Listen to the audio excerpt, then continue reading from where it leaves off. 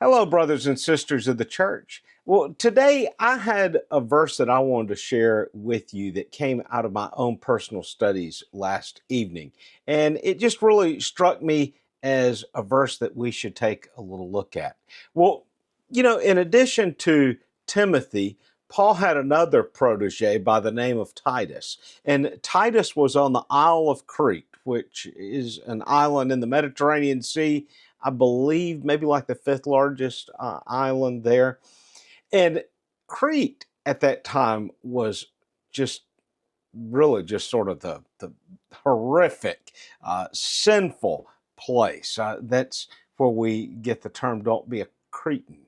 And it was horrific as far as the sins and the just social unrest that young Titus was dealing with.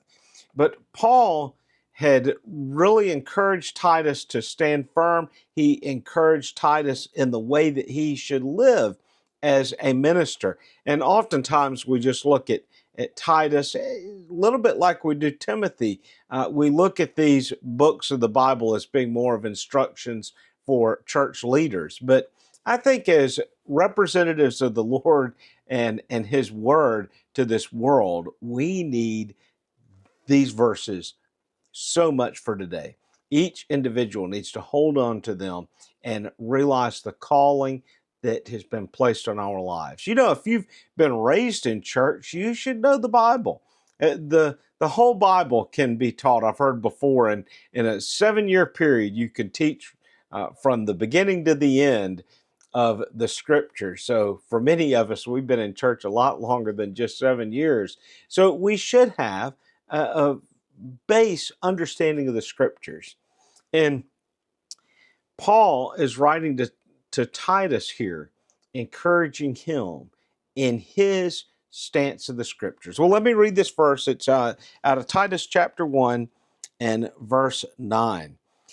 Holding fast the faithful word, which is in accordance with the teaching, so that he will be able to both extort in sound doctrine and to refute those who contradict. This day and age, we are surrounded by so many contradictions in today's society. And we do need to be ready to counter those contradictions with the Word of God. And that first comes by us being in the Word of God. Well, brothers and sisters, I hope that you take a little time to read the book of Titus. It's oftentimes one that I feel like is overlooked. Sometimes I'm in church settings and somebody will reference Titus and say, turn to Titus. And even I'll think, I haven't read out of the book of Titus in a while. And that's what took me there last evening.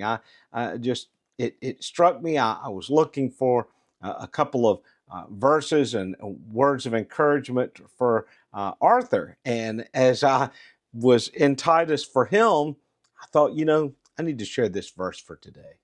Well, brothers and sisters, I do hope and pray that your day's going well. Until Sunday, God bless.